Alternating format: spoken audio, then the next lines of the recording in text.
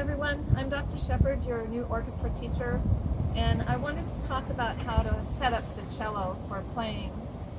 We had another video talking about the parts of the instrument, and one of the parts was your end pin. What I didn't talk about was the height of the chair.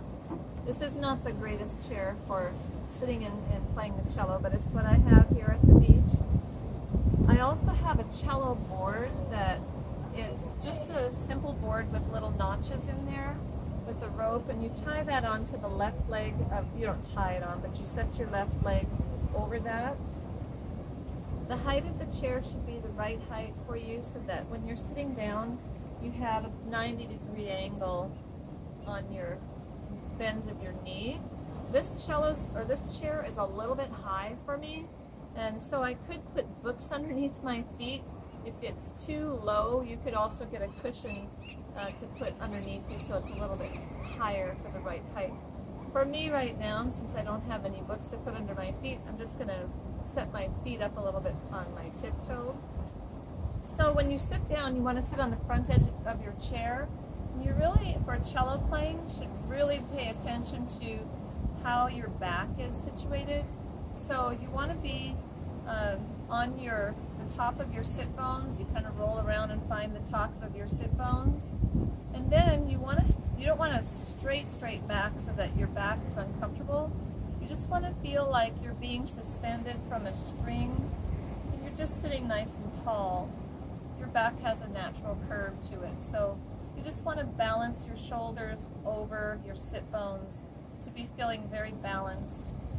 You don't want to do much twisting with your head, so we're going to actually take the cello and angle it just a little bit so that you don't have to move your head over for the cello. Alright, so I'm going to demonstrate how to get this end pin, which is adjustable, to the right height. And so I'm going to loosen that screw a little bit and show you as I extend this out. I've got the C out midway through my body here. I'm going to stretch this out so that it's at the edge of my fingertip here, and then tighten the screw, not too tight, so that you strip the screw. And then I'm going to set that end pin into one of the notches in the cello board. And then I'm just going to bring the cello back up. Obviously, I'm not going to bring it straight back into my head, but I'm going to bring it back towards my left shoulder so that the heel of the cello is right in the middle of my chest, basically, a little bit over.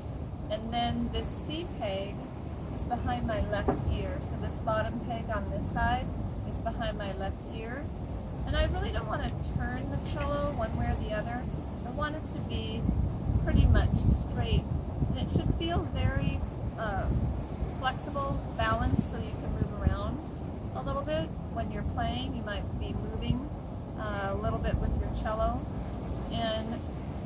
But generally we just want to have the body straight up and down, and we don't want to look down too much, looking straight ahead.